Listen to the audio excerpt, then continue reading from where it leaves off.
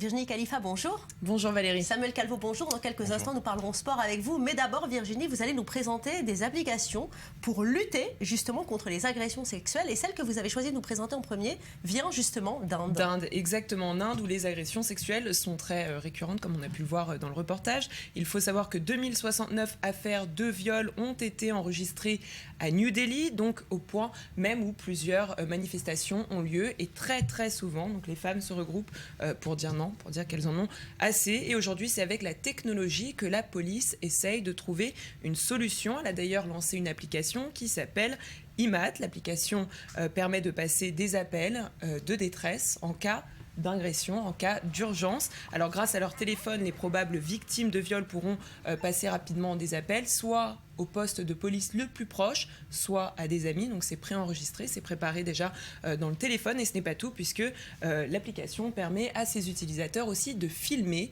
ou d'enregistrer 30 secondes de ce qu'il se passe, des enregistrements qui pourront éventuellement être utilisés en cas de preuve. C'est la technologie qui a d'ailleurs été utilisée aux États-Unis et en Angleterre. Vous savez, il y a eu beaucoup de problèmes avec ces arrestations par la police. Donc c'est le même système. On prend son téléphone, on le secoue et l'enregistrement est automatique. Il y a aussi la possibilité d'appuyer sur un bouton et d'enregistrer de la même façon. L'application s'active automatiquement et elle est aussi équipée d'une fonction de géolocalisation, ce qui permettra soit à la police, soit à vos amis de savoir directement via votre téléphone portable où se trouve la victime. Accessoire indispensable maintenant, le téléphone. Effectivement, de toute façon, dans tous les cas, on est avec le téléphone, donc autant l'utiliser pour se protéger. À bon escient. Une autre invention, il s'agit d'un accessoire connecté. Oui, alors voilà, on parlait d'applications, mais on va parler aussi de ces accessoires qui sont reliés à des applications.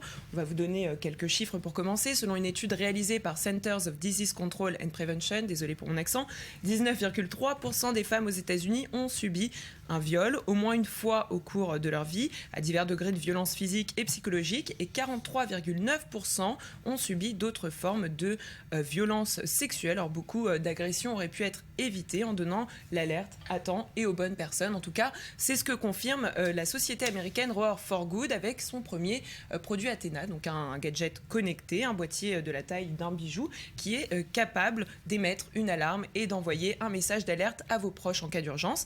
Alors le boîtier peut se porter comme un collier, on peut le porter sur la ceinture, surtout pas au poignet, parce que du coup, on ne pourra pas utiliser les deux mains pour l'activer. Et lorsque la victime appuie 3 secondes sur le boîtier, eh bien, l'objet déclenche une alarme et envoie un SMS pour prévenir les proches de l'endroit où la personne se trouve. Et bien évidemment, le système ne peut fonctionner qu'à courte distance et il faudra être à côté de son téléphone portable pour que ça marche. C'est tout de même un véritable succès, Valérie, il faut le dire. La campagne a été lancée sur Indiegogo et la start-up a levé plus de 312 000 $. Le gadget devrait être commercialisé d'ici le mois de mai 2016 et il coûtera 99 $.